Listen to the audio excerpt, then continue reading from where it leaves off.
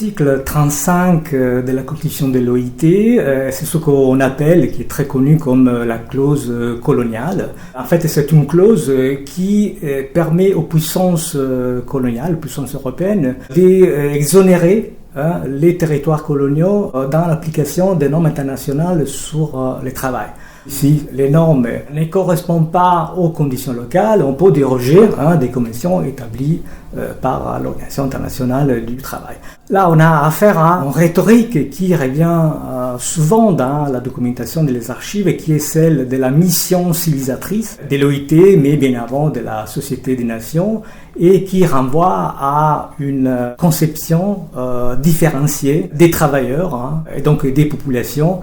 C'est un peu le principe de traiter de manière différenciée les populations qu'on appelait périphériques et qui avaient été appliquées par les systèmes de mandats, les protectorats, donc les systèmes de protection par les biais des puissances coloniales.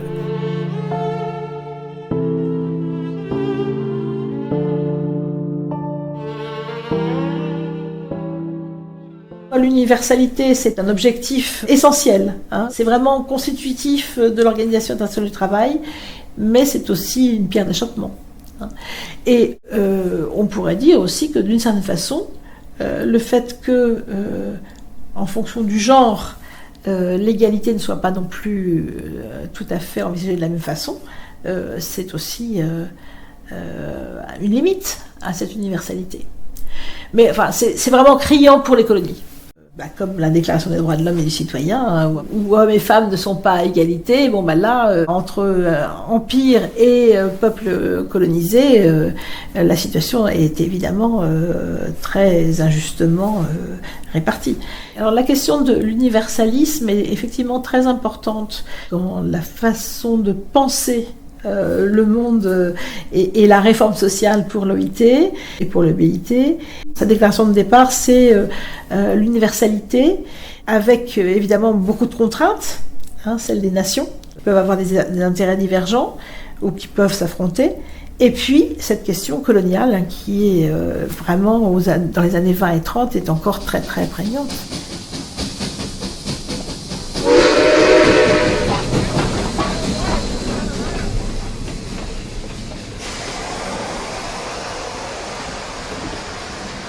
Cette clause permet aux puissances coloniales de déroger de certaines normes et de traiter de manière à part, d'une façon un peu parallèle, les travailleurs indigènes, ce qu'on appelait à l'époque les travailleurs indigènes.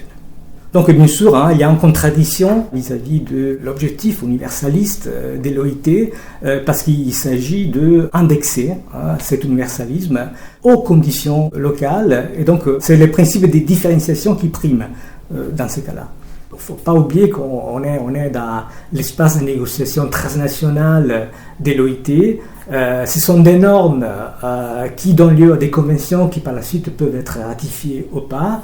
Après, il y a aussi le droit du travail à l'échelle locale qui est produit par le gouverneur à travers des décrets, des circulaires, des arrêtés et qui constitue une sorte de code du travail parallèle et qui s'adresse à la population des travailleurs indigènes.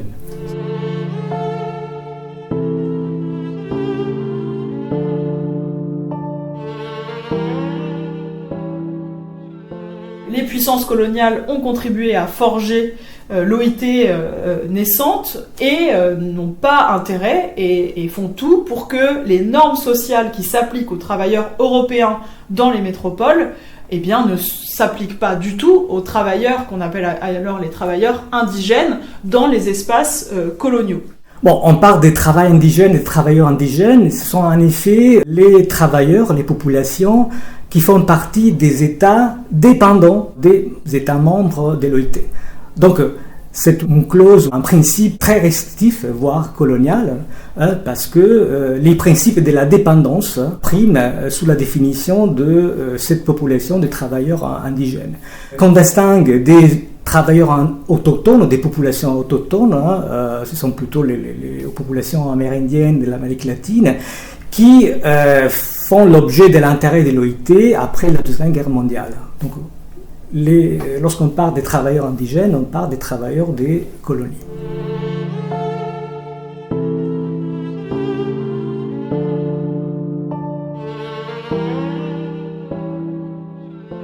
Cette fameuse clause coloniale dans la constitution de l'Organisation internationale du travail, donc dans la période de l'entre-deux-guerres, c'est l'idée que les conventions internationales du travail qui ont été ratifiées par les gouvernements des métropoles, donc les gouvernements européens, ne s'appliquent pas nécessairement, et ça c'est explicitement dit à l'intérieur de la constitution de l'OIT, donc du texte de 1919, ne s'appliquent pas automatiquement aux territoires colonisés, non métropolitains comme on dit, dans le langage OIT. La justification, c'est que les conditions ne s'y prêtent pas, que c'est pas la même organisation du travail, etc. Cette clause coloniale est évidemment une limite forte à ce qu'on pourrait dire à l'universalité, c'est le moins qu'on puisse dire.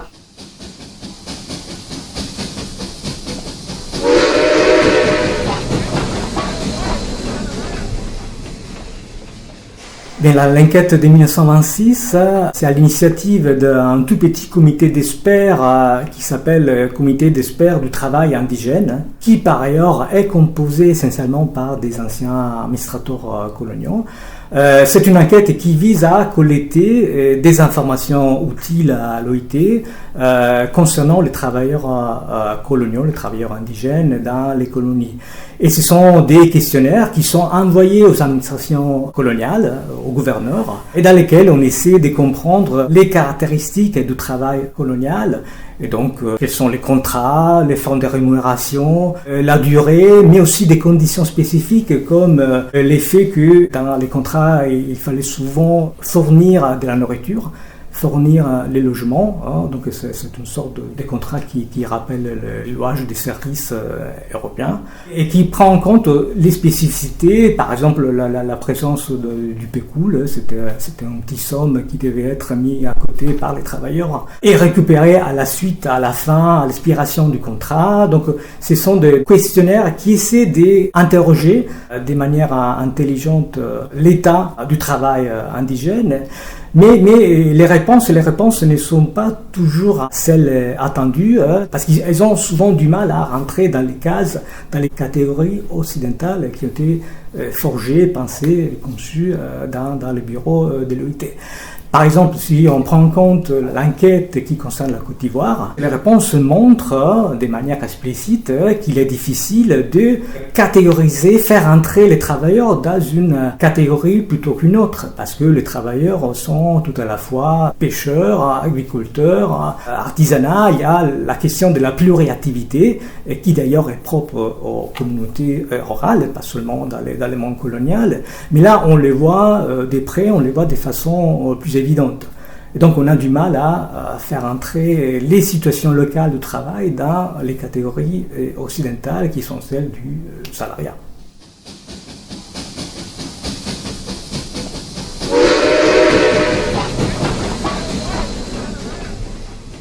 Même si l'OIT est très eurocentrée dans sa création et dans ses premières années, parce que si on regarde qui sont les fonctionnaires, qui sont les dirigeants, etc., l'Europe du Nord-Ouest est vraiment, avec l'Italie, est vraiment au centre. La plupart de ces pays sont des sociétés impériales. Donc, se pose la question du statut de ces colonies.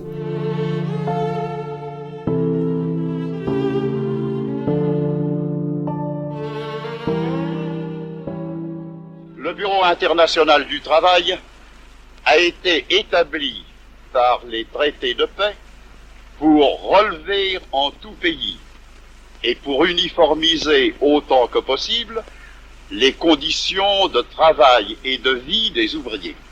Des résultats sérieux ont été obtenus. Les femmes, les enfants ont été universellement protégés contre les abus du travail excessif ou prématuré. C'est au milieu d'une crise sans précédent, au milieu des difficultés inouïes où se débat l'économie mondiale, que le Bureau international du travail doit aujourd'hui poursuivre sa tâche. Il s'efforce de protéger les ouvriers contre le manque de travail et ses conséquences. Il s'efforce de les placer Il s'efforce même de recréer du travail. Il a proposé de grands travaux publics internationaux. Quel que soit cet effort d'organisation, il est certain que le bureau déjà a obtenu des résultats pour protéger les travailleurs contre les misères, les injustices et les privations dont parle le traité de paix et qui continuent aujourd'hui même de peser sur l'ensemble des travailleurs du monde.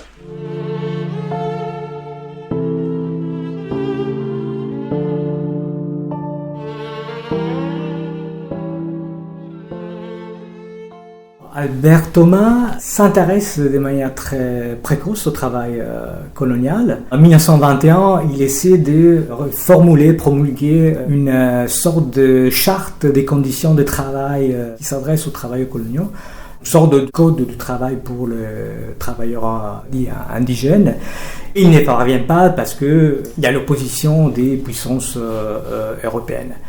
Albert Thomas, pendant la Première Guerre mondiale, avait œuvré à la mobilisation de la main-d'œuvre française. Il avait vu de près la mobilisation des travailleurs coloniaux en France. On le rappelle, la France a eu recours à plus de 200 000 travailleurs coloniaux pendant la Première Guerre mondiale. C'est un cas unique pendant la guerre. Et donc il a fallu ramener, acheminer des travailleurs du Maghreb, de l'Indochine et aussi des travailleurs chinois pour remplacer les travailleurs français qui n'étaient pas dans les usines. Et donc il y avait là toute une problématique concernant la façon de réguler ces flux de main-d'œuvre, la façon de les encadrer, construire une sorte de cadre normatif pour qu'elle puisse travailler et pour que cette main-d'œuvre aussi ne rentre pas en contact avec la population locale. Donc il y avait une manière de différencier déjà à l'époque les travailleurs indigènes. On les appelait à l'époque travailleurs indigènes. On sort des colonies et métropoles. Donc comment gérer la colonie et métropole. Donc probablement, à la suite de ces expériences, Albert Thomas, une fois arrivé à l'OIT, s'intéresse aussi à la question des travailleurs coloniaux. Toujours en adoptant une sorte de vision, de mon point de vue, moi je dis un peu eurocentré, parce qu'il oppose souvent les conditions locales, les coutumes locales aux formes de rationalisation qui sont propres au monde occidental, comme l'introduction, la diffusion du contrat de travail. Donc l'idée c'est celle bien sûr de faire échapper ces travailleurs à la contrainte du travail forcé et des conditions locales de travail pour les amener vers une autre étape dans un processus d'éducation. Donc il y a aussi une sorte de visée d'attitude pédagogique dans ce cas-là.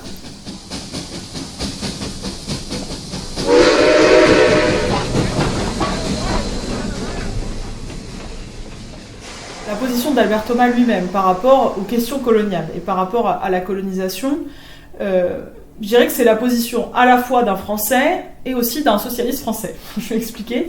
D'un Français parce que donc il est baigné quand même dans ce discours sur la mission civilisatrice de la colonisation, discours qui est véhiculé par la Troisième République, discours contre lequel il ne s'oppose pas farouchement. Donc il est plutôt assez représentatif de ces socialistes français qui prônent ce que l'historien Quentin Gasteuil a appelé dans sa thèse plutôt un alter-colonialisme. C'est-à-dire pas un refus même du colonialisme et de la colonisation, mais plutôt considérer que la colonisation est là, c'est un état de fait, mais il faut d'une certaine manière humaniser cette colonisation. Et donc, sur un certain nombre de sujets, il a l'occasion d'exprimer ses vues sur ces questions-là. L'OIT de l'entre-deux-guerres, d'ailleurs, a une position, alors pas vraiment une position officielle sur la question de la colonisation, mais on peut dire que cette position est proche, en fait, de celle de l'OIT de l'entre-deux-guerres.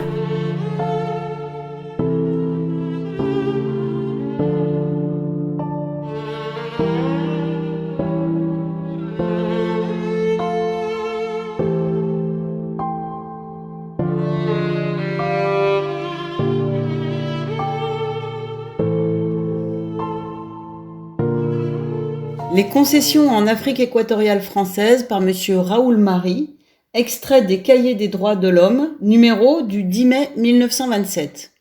Le besoin s'était fait sentir d'une collaboration des efforts privés. La timidité des capitaux français avait éloigné ceux-ci des entreprises extracontinentales. Il fallait offrir de très grandes facilités pour attirer les exploitants et fixer le premier stade de la colonisation. Les décrets de 1899 répondirent à ce besoin. À la faveur de la nouvelle législation française, près de la moitié de l'étendue du territoire congolais fut attribuée en concession trentenaire au profit de 38 sociétés anonymes qui se constituèrent dès 1899 pour venir au partage. Le monopole concédé s'analysait en un double droit de jouissance et de propriété auquel les bénéficiaires en ajoutèrent hors contrat un troisième, celui de souveraineté. Le concessionnaire obtenait la jouissance de toutes les terres à lui échues, avec monopole d'exploitation, d'achat et d'exportation des produits cultivés. On imagine ce que peut représenter un pareil privilège sur une étendue de territoire considérable. Les compagnies souveraines d'autrefois n'avaient pas rêvé plus grand. La conséquence principale du monopole était l'interdiction pour tout autre commerçant de s'installer sur le lot. À l'expiration de la concession, la société recevait en toute propriété, premièrement les terres occupées sur au moins 1/10 de leur surface par les constructions, deuxièmement les terres plantées sur au moins 1/20 de leur surface en cacao, café, caoutchouc, etc., troisièmement les terres cultivées sur au moins 1/10 de leur surface en denrées vivrières. Quatrièmement, les pâturages, à raison de 10 hectares par couple de bétail. Cinquièmement, les terres, à raison de 100 hectares par tête d'éléphant domestiqué. Sixièmement, les parties de forêt où pendant 5 ans le caoutchouc a été récolté. En échange, le bénéficiaire devait fournir premièrement un cautionnement, deuxièmement une double redevance annuelle, l'une fixe, l'autre proportionnelle, troisièmement diverses prestations en personnel et en matériel. Le gouvernement pouvait, en outre, soit à titre gratuit, soit à titre onéreux, exercer un droit de reprise. En fait, les contre-prestations à la charge des compagnies agréées furent illusoires. Les droits d'usage des indigènes ne furent jamais respectés et les redevances demeurèrent longtemps impayées. Dans la suite, les sociétés se prétendirent propriétaires non seulement de leur industrie et de leur plantation, mais encore de tous les produits naturels du sol, ne laissant même pas à l'indigène l'indispensable droit de cueillette.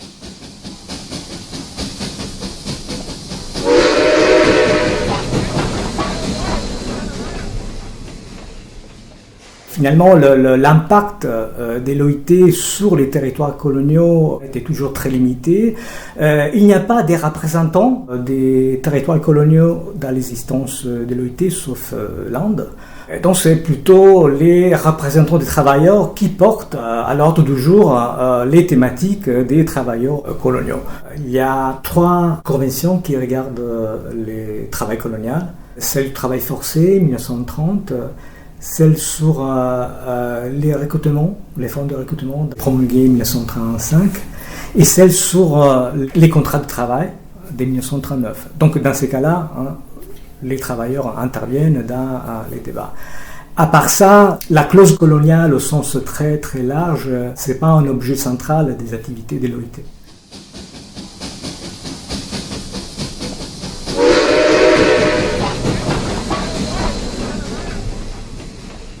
Par rapport au travail forcé, on pourrait dire qu'il y a une sorte de vulgate au sein de l'OIT dans les années 20 et 30 qui est de on va humaniser les colonies. Mais c'est pas on va contribuer à l'indépendance de ces anciennes colonies. Pour le coup, Thomas va s'intéresser progressivement justement au travail des indigènes et il prône, avec d'autres bien sûr, plutôt une extension des normes sociales telles qu'elles sont mises en œuvre en Europe vers les travailleurs coloniaux, ce qui n'empêche pas un certain nombre d'exceptions. Là-dessus, bien sûr, le lobby colonial est suffisamment fort dans l'entre-deux-guerres pour que la France et l'Angleterre en particulier réussissent à faire en sorte qu'il y ait suffisamment d'exceptions pour que ces normes ne se diffusent pas justement aux travailleurs dits indigènes. Donc il y a une évolution quand même de Thomas sur ces questions à mesure qu'il se penche aussi sur le travail colonial, mais à aucun moment il est anticolonialiste. Il est à minima sans doute alter-colonialiste, prôner une colonisation à visage humain, si je puis dire, ou une forme d'humanisation des modes et des fonctionnements et du travail dans les colonies, mais le principe même de la colonisation n'est pas fondamentalement remis en cause. Jaurès a évolué sur la question, il critique aussi les formes de colonisation, la violence, etc., mais sans être non plus un anticolonialiste au sens où on l'entendra dans l'entre-deux-guerres, au sens des mouvements indépendantistes qui vont émerger, ou au sens de l'anticolonialisme communiste, par exemple.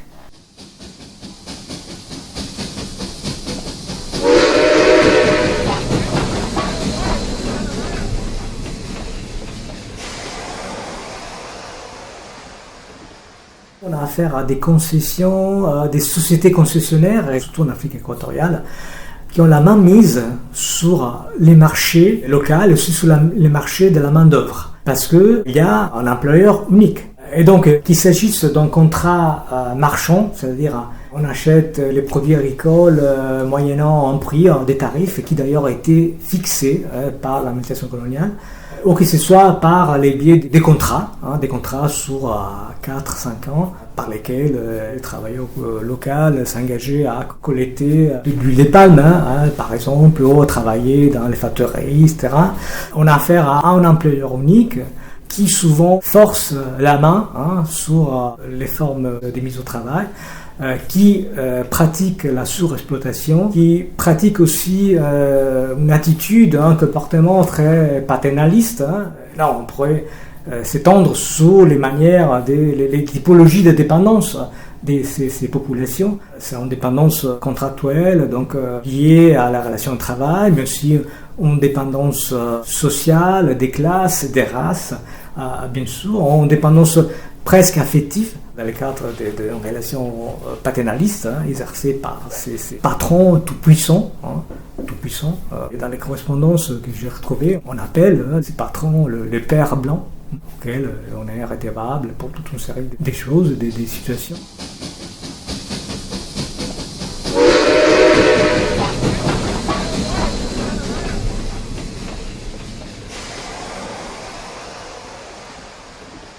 Je ne vais pas repérer des formes de résistance collective, organisée, ce qu'on entend à travers des syndicats, des associations. Après, ça dépend des espaces coloniaux, parce que, je ne sais pas, les Maghreb, ce n'est pas la même chose que par rapport à l'Afrique équatoriale, à l'Afrique centrale.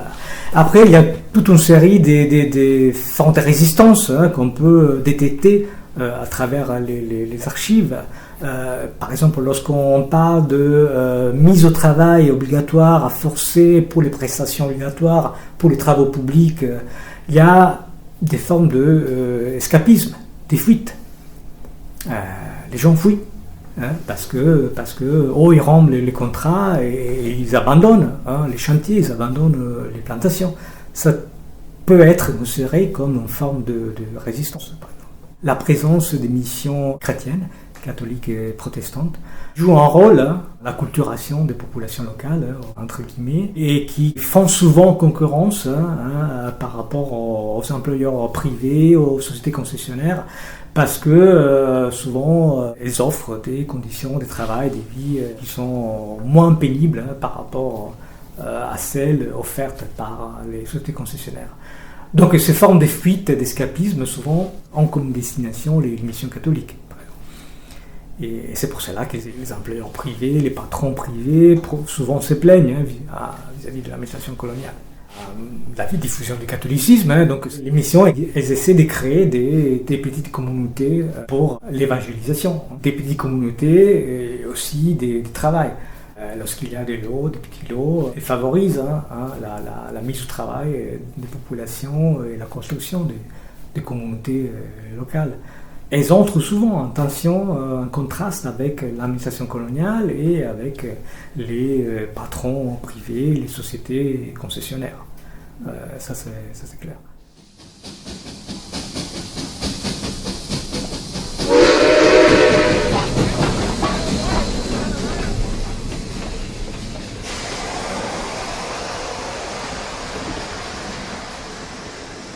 À partir de la fin des années 1890, il y a quelque chose de très important à souligner, c'est qu'en fait, les jours de prison ou les amendes peuvent être convertis en journées de travail. Alors, on les convertit comment ? Un jour de prison, ça devient une journée de travail. Et puis, pour les amendes, on recourt à un tarif. On regarde combien on paye quelqu'un sur un chantier de travaux publics. Et puis, on dit, ça vaut tant d'heures de travail sur un chantier de travaux publics. Et massivement, à partir d'environ 1900, c'est la loi de 1897 qui formule cette possibilité, massivement à partir de 1900, les peines de prison et d'amende que les administrateurs décident sont converties en journées de travail. Ça, c'est quelque chose d'extrêmement important. Ça représente, avant la Première Guerre mondiale, des centaines de milliers de journées de travail qui ont été infligées aux Algériens. Et donc, pourquoi c'est intéressant ? C'est que évidemment, en Algérie, il n'y a pas eu de travail forcé.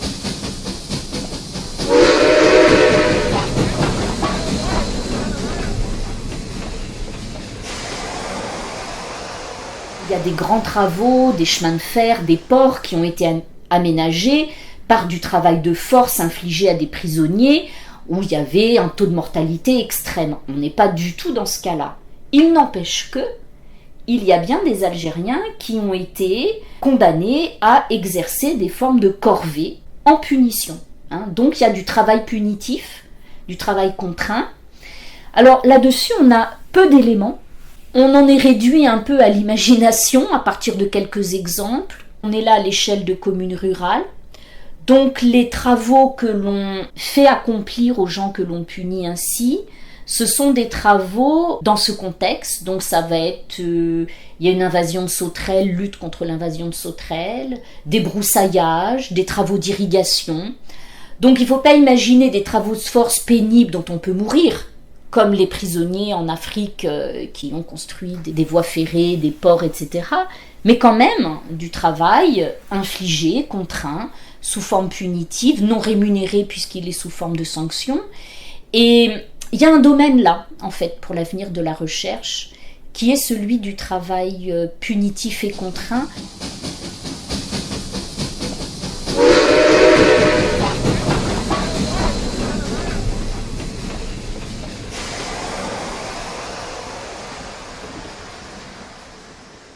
Sur le travail forcé, la convention de l'abolition du travail forcé est très tardive, en 1957. On a une première convention qui tente de réguler le travail forcé en 1930. Donc l'esprit est celui de la régulation, parce qu'il y avait des contrastes, des tensions entre les puissances coloniales. On peut parler d'application à géométrie variable, parce qu'il y a des États qui sont davantage concernés par les travail forcés pour ce qui est des activités privées, alors que d'autres sont plutôt concernés pour les activités publiques qui relèvent de l'État, des administrations locales. Par exemple, la France et le Portugal défendent en quelque sorte le travail forcé pour des questions fiscales. Ce sont des journées de travail obligatoires qui sont utilisées pour payer les impôts. D'autres pays comme la Belgique défendent par exemple l'idée qu'il y a des cultures obligatoires dans les milieux agricoles et qui sont présentées comme une forme d'éducation. Il y a une pédagogie et donc c'est une façon de justifier en quelque sorte la présence du travail forcé qui n'est pas disparu dans les années 30 et même après, qui se présente sous différentes formes, notamment sous la forme des prestations obligatoires. C'est les travaux publics auxquels sont censés participer les travailleurs de la population locale. Mais il y a aussi d'autres formes de travail forcé ou contraint, dans les chantiers, dans les plantations. On les trouve aussi dans les activités des sociétés privées et pas seulement dans les chantiers publics. Donc on ne parvient pas à abolir, à supprimer les travails forcés dans les années 30. D'ailleurs, la convention qui de 1930 ne sera ratifiée par la France qu'en 1937. Donc déjà, l'idée de réguler a du mal à être acceptée.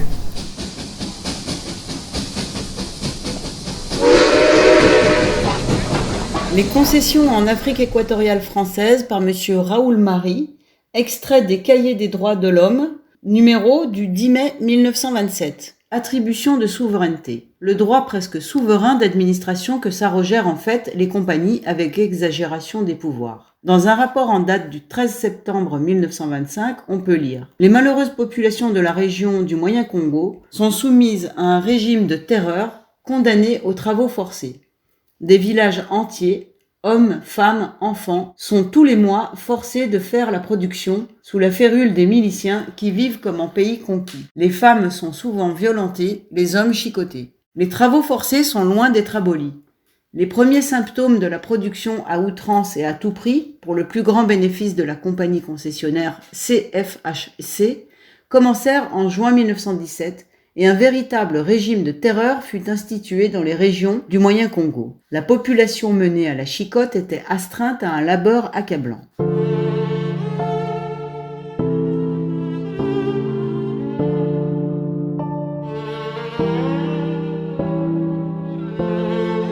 Alors, sous cette convention en 1930, en fait, les travaux de l'OIT, les débats de l'OIT sont enclenchés à la suite de la convention sur l'abolition de l'esclavage portée par la Société des Nations de 1926. Et donc, il y a tout un mouvement anti-esclavagiste qui pousse aussi vers la suppression du travail forcé. Il y a des tensions, des contrastes qui émergent entre la Grande-Bretagne, par exemple, et des pays comme la France, le Portugal, qui essaient de ne pas interdire des formes de travail forcé comme celles qui concernent les travaux publics, les prestations obligatoires. Donc il y a des enjeux bien sûr politiques, des relations internationales, diplomatiques, et bien sûr aussi des enjeux économiques, parce qu'il y a aussi les lobbies des employeurs privés, industriels, qui poussent pour le maintien du travail forcé, ou des formes déguisées du travail forcé. Je pense notamment aux sociétés concessionnaires qui ont largement abusé en Afrique subsaharienne, Afrique centrale, Afrique équatoriale. Il y a toute une histoire qui fait état de véritables abus dans la mise au travail des populations locales.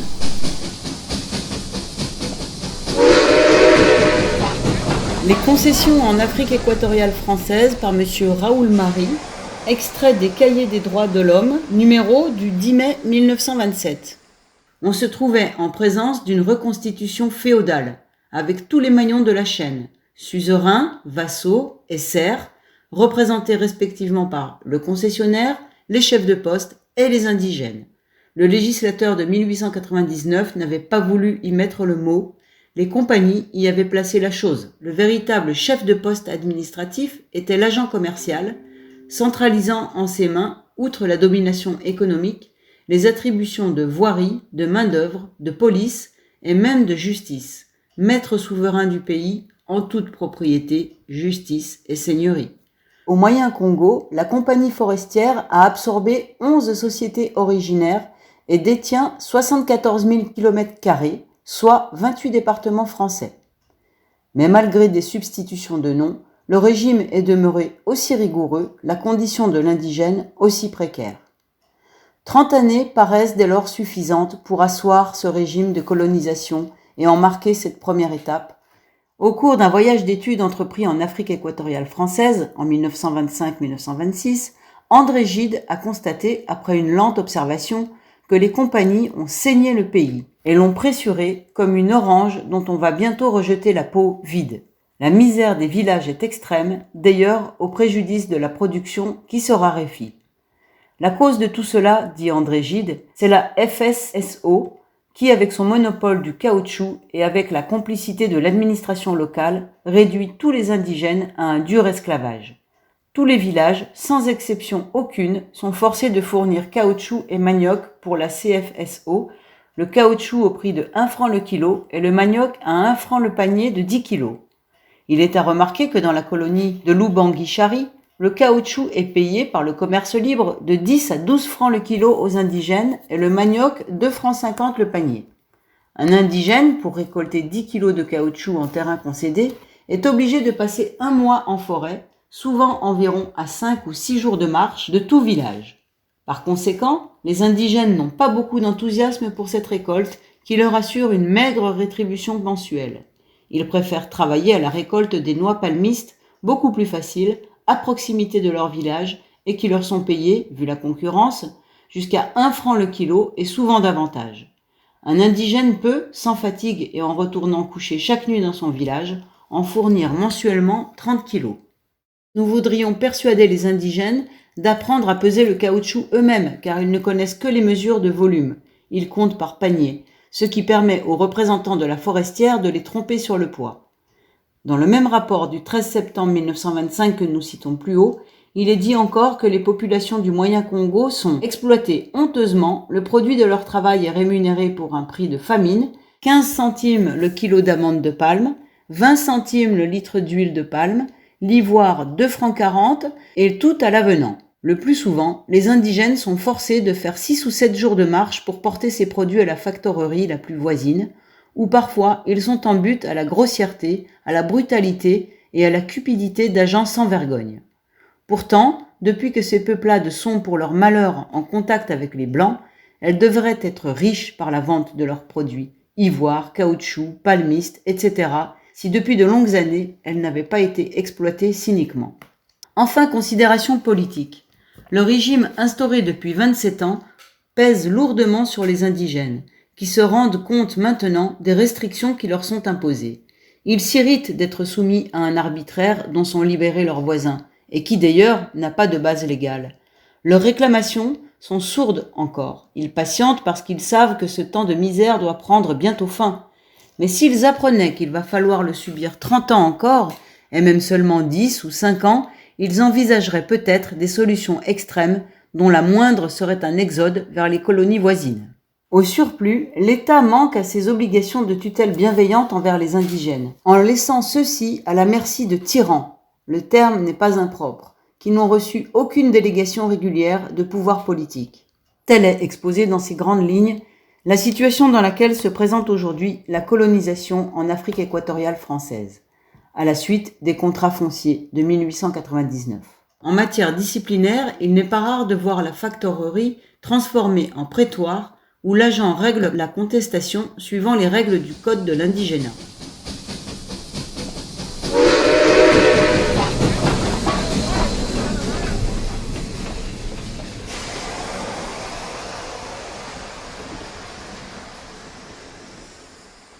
Exemple très connu des chemins de fer Océan-Brazzaville, en Afrique équatoriale française. Donc c'est des travaux publics pour construire les chemins de fer dans lesquels sont acheminés des milliers de personnes, des milliers de travailleurs, et dans des conditions épouvantables. Ça donne lieu à un scandale à l'échelle internationale parce qu'il y a des morts à cause des conditions de travail, des conditions de vie, parce qu'il fallait acheminer sur le chantier les travailleurs pour exécuter des travaux publics, des travaux obligatoires, mais qui se prolongent dans la durée, donc avec des formes de travail contraint, des travails forcés qui varient en fonction des situations, mais qui sont dans ces cas-là épouvantables du point de vue des conditions humaines de ces travailleurs.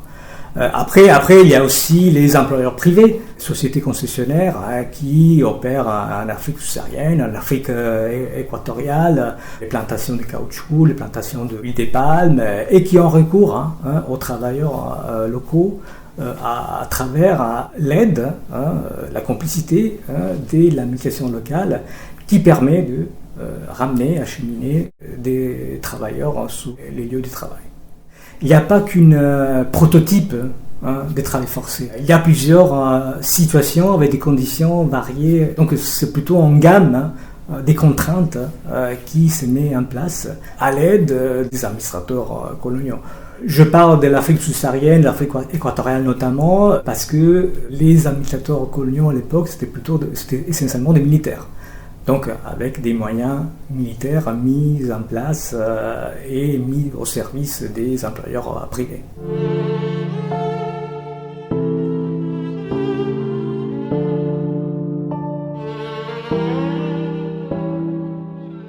Selon les pays et selon les situations, on n'a pas les mêmes objectifs, les mêmes résultats. Certaines typologies de travail contraint ne sont pas interdites par des pays comme la France ou le Portugal qui entendent le préserver pour des raisons fiscales ou des raisons aussi militaires, et aussi pour des raisons liées à l'activité agricole pour la Belgique. Alors que d'autres pays comme la Grande-Bretagne avaient une autre attitude. Donc on a une composition des situations et d'approches qui varient en fonction des pays. C'est pour ça qu'il y a une discussion interne, c'est ça qui est intéressant. Dans les archives de l'OIT, souvent c'est surtout les discussions préparatoires qui amènent à la promulgation d'une convention ou de recommandations. Ce sont ces discussions qui sont intéressantes pour voir un peu les différentes approches et les contrastes entre les représentants des pays. Sachant que il n'y a pas que les représentants des pays, après il y a aussi les représentants des travailleurs et des employeurs. Dans ces cas-là, les travailleurs, les groupes de travailleurs sont les groupes qui défendent davantage la situation des travailleurs coloniaux. D'après ce que j'ai vu, les représentants des travailleurs aboutissent à un consensus relatif sur ces questions.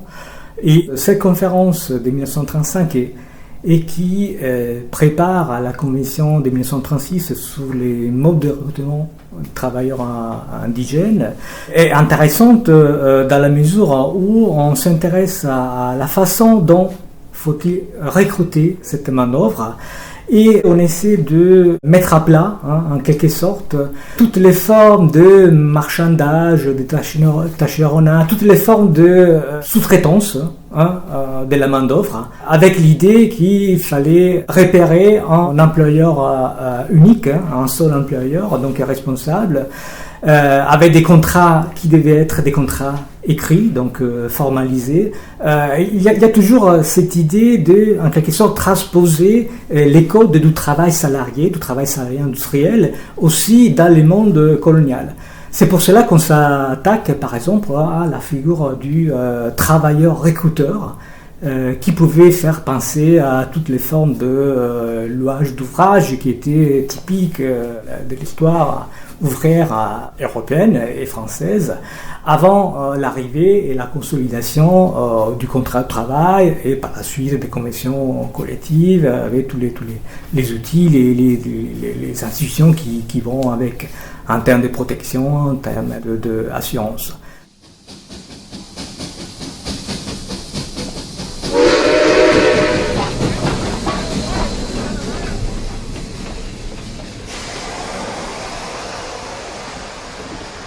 On a le souci de proposer une grammaire nouvelle de lecture du monde social, selon moi, dans laquelle les activités productives ne se rapportent plus à des métiers, ne se rapportent plus à des artisans, mais se rapportent à l'exercice d'une activité destinée à une personne, qu'elle soit physique ou morale, qui va être appelée employeur. Et donc, on a le souci d'avoir une grille de lecture commune. Donc ça va être le gros enjeu de cette fin du 19e siècle et de ce début du 20e siècle, avec le souci d'établir une législation du travail qui se retrouve d'ailleurs au cœur de l'exposition universelle de 1900, qui est placée sous le signe du travail, avec la tour du travail, que d'ailleurs j'ai reprise pour une illustration d'un ouvrage de Auguste Rodin, qui devait être l'emblème de l'exposition de 1900. Et donc on a là une dimension du travail qui émerge à travers un code du travail, une proposition de code du travail déjà en 1905. S'intéresser à la manière dont faut-il réguler le travail colonial, c'est aussi une façon de voir en miroir la vision européenne du travail, la conception européenne occidentale du travail. Donc moi je vois les archives de l'OIT aussi comme miroir pour interroger ce qu'était le travail en Europe, dans le monde occidental à ce moment-là. Donc ces débats qui alimentent la conférence à ce moment-là sont intéressants.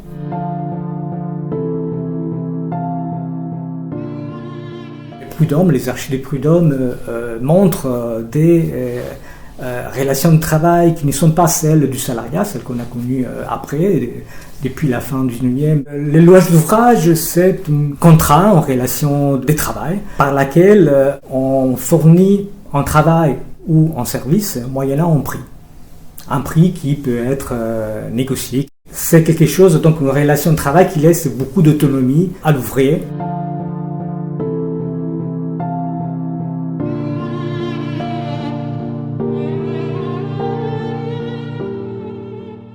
une diffusion du louage d'ouvrage qui s'accompagne aussi de formes de louage d'ouvrage en cascade, pour laquelle on va parler de marchandage, qui va être aussi, dans les années post-révolutionnaires, notamment 1830-1840, la base d'une critique, d'une forme d'exploitation des ouvriers par des ouvriers, à travers ce louage d'ouvrage et le marchandage qui en résulte. Terme qui ensuite aura mauvaise presse pendant la Deuxième République, enfin du moins au moment du gouvernement provisoire, où la Commission du Luxembourg entend interdire les formes abusives de marchandage, et puis terme qui malgré tout va perdurer et prospérer tout au long du Second Empire, et notamment dans ces grandes grèves des mines d'Anzin, qui vont être relatées par l'Office du Travail, mais aussi être reprises par Émile Zola dans Germinal. C'est une sorte d'auto-entrepreneuriat avec toutes les dérives possibles en termes de marchandage, parce que on peut obtenir une commande et après sous-traiter cette commande à 1, 2, 3, 4 personnes. Et il s'agit de travailleurs entrepreneurs qui ouvraient dans certaines branches comme les textiles. Même dans les mines, il y avait les équipes des miniers, c'était souvent des familles. Des clans familiaux, et c'était les chefs d'équipe qui obtenaient le contrat pour faire des travaux dans la mine et qui par la suite recrutaient d'autres personnes dans les cercles familiales, dans les cercles amicaux et pas seulement, avec aussi des situations d'abus, même au sein des familles.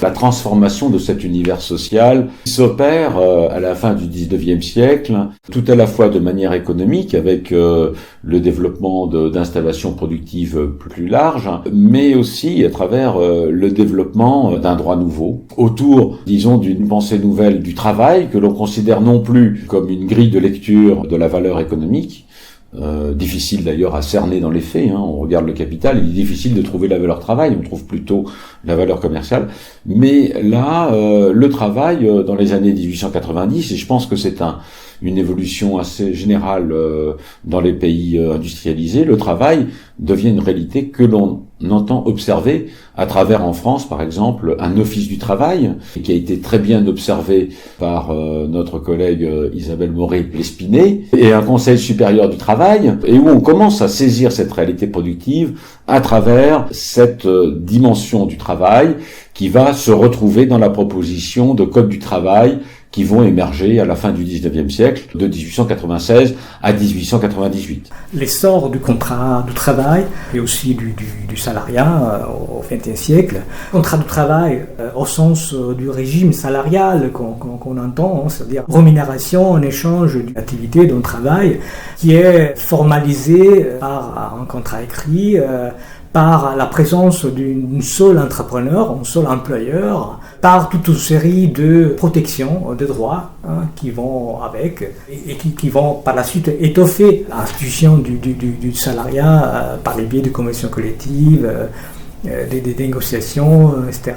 Donc c'est un peu les modèles qui par la suite s'affirment et qui s'opposent à ces formes de contrats de louage d'ouvrage qui ont toujours existé et qui existent toujours. La chose intéressante, c'est que lorsqu'on s'épanche sur les travails indigènes dans les territoires coloniaux, et on se pose la question comment faut-il réguler, on essaie de rompre tous les formes des relations infracontractuelles pour éviter les abus, mais aussi pour construire un cadre normatif homogène.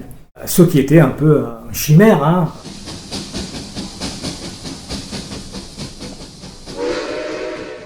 La Révolution consacre le louage d'ouvrage et non pas le louage de service. On ne trouve pas dans le Code civil de référence au louage de service. On trouve dans l'article 1780, on ne peut engager ses services qu'à temps ou pour une entreprise déterminée. Mais cet article 1780, il ne s'intitule pas du louage de service, il s'intitule du louage des ouvriers et des domestiques. Donc c'est quelque chose qui est quand même sensiblement différent et on ne sait pas trop s'il s'applique spécifiquement pour les services ou s'il a un rayonnement plus large pour régler par exemple la question de la formation et de la rupture du louage d'ouvrage. Ce qui va être intéressant, c'est de considérer, au-delà donc de cet article sur le louage des ouvriers et domestiques, c'est de considérer l'ensemble du louage d'ouvrage et la grosse partie de ce louage d'ouvrage qui est constitué par le louage par devises et marchés, qui se conclut par le constat fait par le législateur que l'ouvrier qui fait des marchés à prix fait, c'est-à-dire qui est rémunéré à la pièce, est entrepreneur à la partie qu'il traite. Donc on a là une ouverture à cette revendication d'indépendance que portent les ouvriers en Révolution, à Lyon et puis à Paris.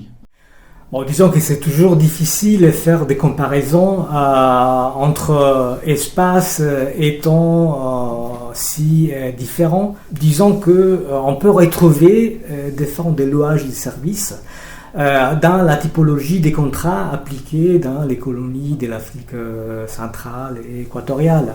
Je disais tout à l'heure que dans les contrats, il y avait des clauses qui prévoyaient par exemple la ration journalière, donc le fait de nourrir, de loger, ça rappelle en quelque sorte les situations domestiques, et donc des formes de relations de dépendance vis-à-vis de l'employeur. Qui sont des dépendances presque totales, qui englobent aussi le fait d'être nourri, d'être logé. Donc c'est autre chose par rapport au contrat de type salariat.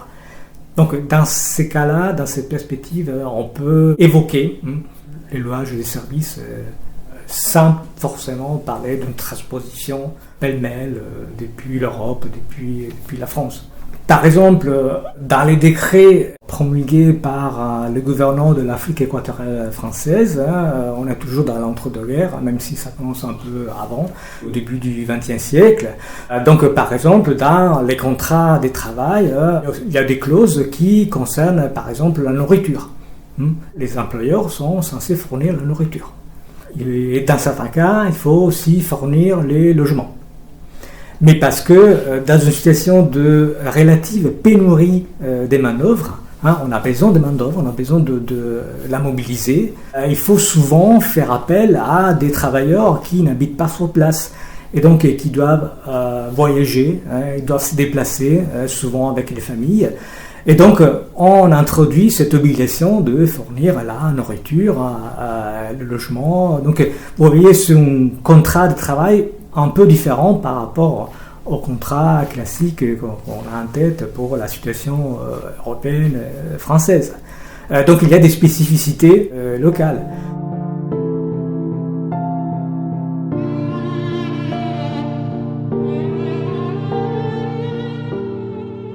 Le développement et les politiques de développement sous forme d'assistance technique dans la période de l'entre-deux-guerres, ça a toujours fait partie des missions de l'organisation, enfin dès les années 1900, la fin des années 1920.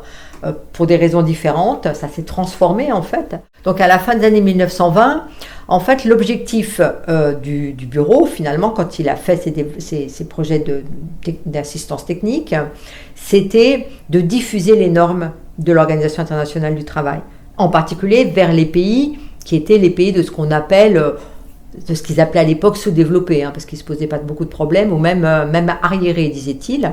Et ces projets arriérés, backward, c'était déjà l'Europe de l'Est et l'Europe balkanique. Ça, c'était le début du sous-développement pour eux. Et donc, l'idée, c'était, on a ces normes internationales du travail qui sont quand même largement copiées ou héritées des modèles sociaux des pays les plus développés, et en particulier la France, l'Allemagne, la Grande-Bretagne, etc. Et donc, il faut arriver à les diffuser. Pour les diffuser, il faut apprendre aux gens qui sont dans ces pays-là à faire un système d'assurance sociale, à faire une législation du travail, etc. Ça paraît évident, mais non, c'est pas du tout évident, c'est compliqué. Et donc, les premières missions d'assistance technique, elles ont eu lieu à l'intérieur de l'Europe, vers l'Europe du Sud-Est, l'Europe balkanique surtout, et aussi l'Europe de l'Est, la Pologne par exemple, et puis aussi vers l'Amérique latine, qui est donc en gros ce qu'on appelle les premières périphéries européennes. Et l'idée, c'était vraiment d'abord d'exporter les normes, la normativité, et d'enseigner au gouvernement de ces pays, au ministère du Travail s'il y en avait, comment on faisait de la politique sociale. Parce que faire de la politique sociale, ça s'apprend en fait. En gros, c'est pas la même chose l'assistance technique dans la première moitié, dans les années 30 je dirais, et le développement à partir des années 50-60. C'est un petit peu différent, l'esprit n'est plus vraiment le même. Même si c'est toujours cette idée d'exporter au fond une manière de travailler ou une norme qui en fait est une réplique de la norme établie dans les pays de l'Europe occidentale.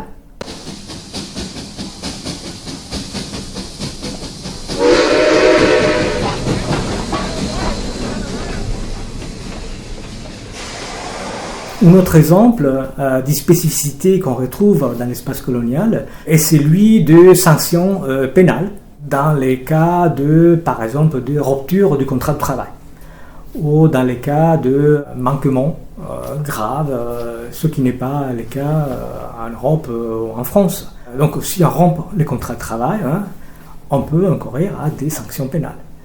C'est pour ça que là, on a affaire à une sorte de code du travail qui est à la fois protecteur, sous certains aspects, par exemple fournir de la nourriture, fournir ce qu'on appelle la ration journalière, et c'est aussi un code du travail répressif, parce qu'on garde, on maintient les sanctions pénales.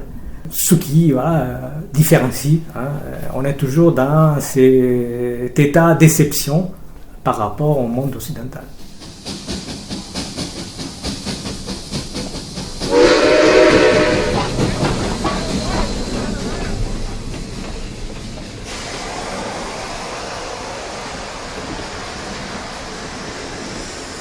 Il y a parallèlement des réflexions sur la possibilité d'utiliser de la main-d'œuvre pénitentiaire à des travaux utiles à la colonisation. Il y a des essais qui sont faits à la fin des années 1890, par exemple aller défricher tout un territoire pour pouvoir le mettre en lot et le coloniser, eh bien on va utiliser de la main-d'œuvre pénitentiaire. À ma connaissance, parce que là on va avoir besoin de travaux supplémentaires pour le confirmer, les résultats sont peu concluants parce que la main-d'œuvre pénitentiaire n'est pas une main-d'œuvre très efficace, et puis ça ouvre des possibilités d'évasion, le fait de sortir les prisonniers des murs pour les faire travailler.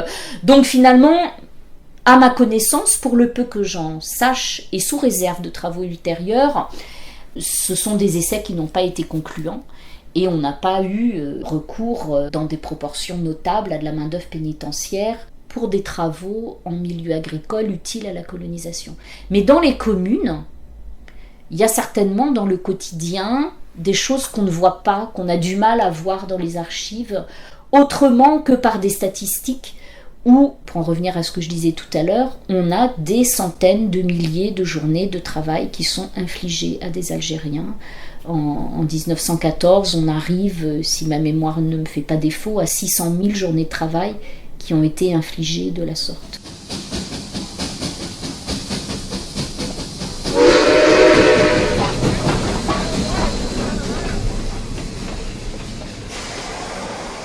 L'engagisme, ce sont des contrats de travail qui s'adressent essentiellement à des travailleurs migrants et qui se traduisent souvent par des formes d'asservissement, des formes de contraintes très fortes, notamment par les biais de la dette qu'on a contraint lorsqu'on fait les voyages pour aller travailler sur un chantier, sur une plantation.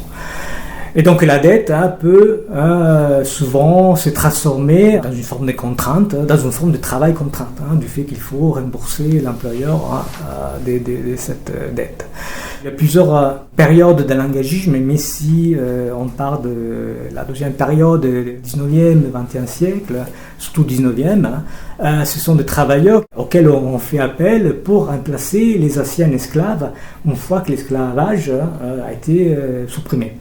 Et donc c'est souvent des travailleurs asiatiques, par exemple, qui remplacent les anciens esclaves qu'on retrouve par exemple en Madagascar ou à l'île de la Réunion et qui font les voyages depuis l'Inde, depuis les pays asiatiques et souvent se retrouvent dans des situations très très contraignantes qui frôlent la servitude, qui frôlent le travail forcé, le travail contraint.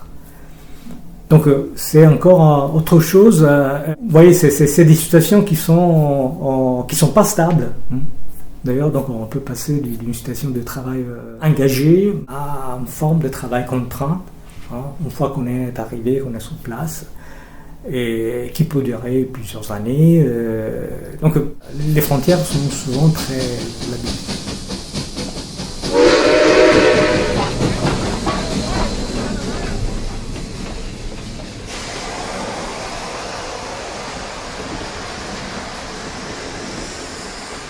Il y a des formes de travail marchand. Par exemple, on fait travailler les travailleurs locaux moyennant des tarifs, notamment pour la récolte des produits agricoles. On paye sur la base des tarifs prédéterminés par l'administration coloniale, et on paye les travailleurs sur la base de la récolte. Et c'est une sorte de rapport marchand.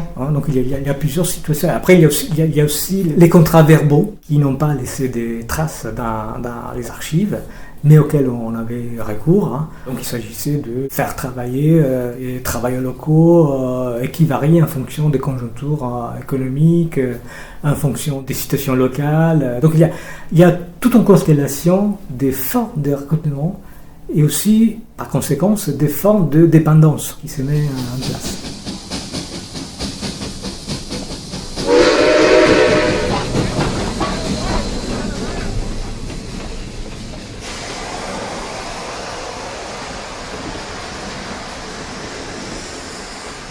Ce qui est en train de gagner du terrain en termes de droit du travail, c'est l'absence de normes. 60% de la main-d'œuvre dans le monde aujourd'hui est utilisée dans ce qu'on appelle l'économie informelle, c'est-à-dire non déclarée. Plus d'un travailleur sur deux n'a pas de contrat de travail précisant ses horaires, le montant de son salaire, son lieu de travail, les conditions de travail. Et naturellement, à partir de là, beaucoup de choses en découlent, notamment l'absence de système de protection sociale. 3/4 de la population du monde aujourd'hui ne dispose pas d'un véritable système de protection sociale. Près d'un travailleur sur deux n'a pas de retraite. 1 sur 2 n'a pas d'assurance maladie. 10%, 12% plus exactement, des chômeurs uniquement ont des indemnisations au chômage. 28% seulement des femmes ont droit à des allocations pour maternité. Et naturellement, ça amène plusieurs constats s'agissant de la situation en France. À la fois, la France reste un des pays repères pour l'ensemble du mouvement syndical international, parce que notre histoire politique, notre histoire sociale, les combats syndicaux qui s'y sont déroulés ont permis laborieusement de construire un droit social qui apparaît de plus en plus en décalé, avec la grande majorité des salariés qui, comme je vous l'indique au travers des statistiques de l'OIT, ne disposent de rien, avec des continents entiers ou des pays entiers. L'Inde, 90%, plus de 90% de la main-d'œuvre est dans l'économie informelle. L'ensemble du continent africain, plus de 80% de la main-d'œuvre est dans l'économie informelle. Et donc que de savoir que dans certains pays, il y a le principe de la protection sociale pour tous, la sécurité sociale, il y a le code du travail, il y a la liberté syndicale, même si elle est l'objet de combats permanents, parce qu'une liberté acquise dans les textes nécessite souvent des mobilisations pour faire respecter cette pleine liberté. Mais en même temps, une chose est être dans un pays où la Constitution, le Code du travail prévoit cette liberté dans les textes et a des institutions pour la défendre. Autre chose est d'être dans un pays où aucune Constitution, aucune loi ne protège de l'engagement syndical, alors qu'une convention internationale est censée faire respecter cette liberté d'engagement pour tous les travailleurs, le droit de constituer les syndicats de son choix. La moitié de la population du monde vit dans des pays qui ne reconnaissent pas la liberté syndicale et qui ne reconnaissent pas le droit à la négociation collective. Donc cette présence à l'OIT permet à la fois d'évaluer les dérives vers lesquelles nous allons en termes de réglementation générale. Et là, de ce point de vue, on peut comprendre que les attaques en France visent à aligner par le bas, en quelque sorte, à remettre en cause au motif que partout ailleurs, quand on parle de compétitivité, on parle de coût immédiat du travail. Mais effectivement, si on compare ce que coûte un travailleur en France au regard des droits acquis en France, comparé à des travailleurs, pour beaucoup, lorsqu'ils sont en Afrique, mais aussi pour beaucoup lorsqu'ils sont en Asie, ou même dans certains pays d'Amérique centrale, effectivement, on compare des gens qui ont des droits avec d'autres qui non seulement n'ont pas de droits, mais très souvent sont bâillonnés. Donc c'est une comparaison qui est totalement faussée. Et puis on comprend aussi que la France, au plan international, demeure un pays repère pour tous ceux qui sont en quête de droits pour les travailleurs. C'est la raison pour laquelle l'actualité sociale en France est suivie dans le monde entier comme c'est le cas pour peu de pays. Et je suis toujours surpris, moi, lorsque je rencontre des homologues syndicaux d'autres pays, de constater combien ils sont au fait de l'actualité sociale en France, parce qu'ils se disent qu'en fonction de la tournure des événements en France, la manière dont une revendication va être traitée, la manière dont un conflit va se dérouler, il y aura des répercussions internationales très importantes, parce que la France fait partie, avec quelques autres pays, de ces pays repères à partir desquels les droits sociaux sont bâtis, sont construits sur bien d'autres continents. Ça montre aussi tous les enjeux s'agissant des conflits sociaux en France qui, en termes d'impact, dépassent très largement nos frontières.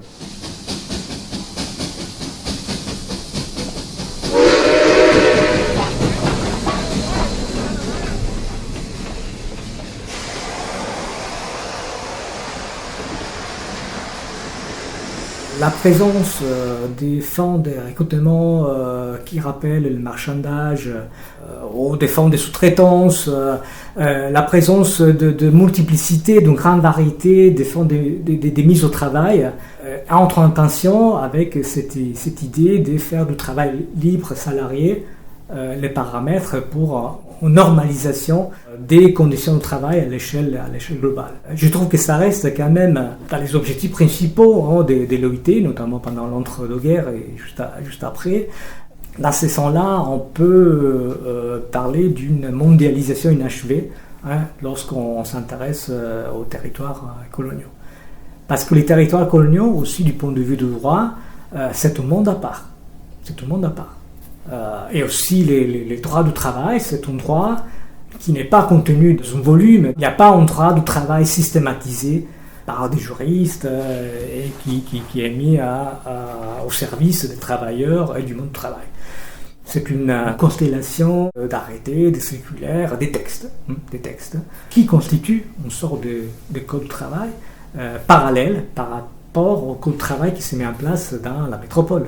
Un code de travail parallèle parce que, comme je l'évoquais tout à l'heure, est à la fois protecteur et répressif. Parce qu'il y a toujours la question des sanctions pénales qui restent. Et donc, on est toujours dans cette vision différenciée qui prime, qui constitue les principes fondateurs de l'ordre colonial.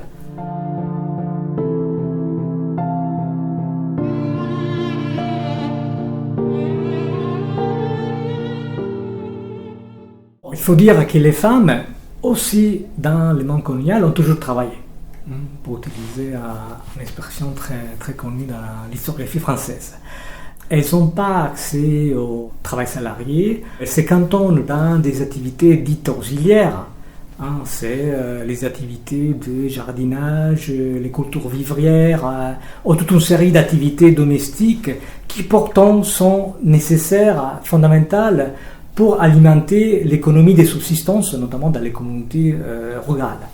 C'est intéressant parce que lorsque les experts débattent sur la place des femmes, ils sont un peu partagés, aussi du côté des travailleurs, du groupe des travailleurs. Ils sont partagés entre un esprit libéral, le fait qu'il faut garantir les droits au travail, aussi pour les femmes, et le fait qu'il y a un esprit de protection. Il faut protéger la maternité, et c'est pour ça que, par exemple, le contrat écrit est interdit, sauf s'il y a autorisation maritale. Donc vous voyez, il y a des formes de reproduction des rapports sexuels du travail qui sont propres au monde occidental, et donc bien sûr c'est une approche dans ces cas-là patriarcale qui se reproduit aussi dans l'espace colonial. Ça, c'est un élément clé pour comprendre le travail dans les espaces coloniaux, c'est justement cette hétérogénéité des formes de mise au travail, et surtout l'effet qu'il n'y a pas une séparation nette. Les frontières sont souvent très ténues, et donc on peut passer des langagismes, donc des contrats qui s'adresse à des travailleurs migrants et qui souvent sont déclinés de manière très contraignante, quitte à devenir des formes d'asservissement. Les frontières sont tenues entre les langages, par exemple, et les travails contraints, les travails forcés, entre les travails domestiques exercés par les femmes et les travails agricoles qui passent par des contrats de formes de relations plus classiques comme les métaillages. La frontière est ténue aussi entre les travails contractuels qui passent par des contrats et aussi les travails dits informels qui passent par des contrats verbaux. Dans le sens où on peut passer d'une condition à l'autre, dans les mêmes trajectoires biographiques, dans le même espace, dans la même concession, dans la même plantation. La grille de lecture qui se veut universelle et qui est prônée aussi par l'OIT échoue lorsqu'elle veut être opérationnelle, effective. Et l'échoue, je trouve aussi comme outil pour interroger et comprendre le monde du travail colonial. C'est dans ces perspectives que moi je trouve les laboratoires coloniaux exceptionnels pour réinterroger les formes d'institution du travail. Il y a plusieurs formes de relations qui sont à l'œuvre. Ce sont des relations des classes, bien sûr, des races, des genres, entre hommes et femmes, des relations de pouvoir, avec une administration toute puissante qui est un peu au centre du marché du travail et qui fait la loi.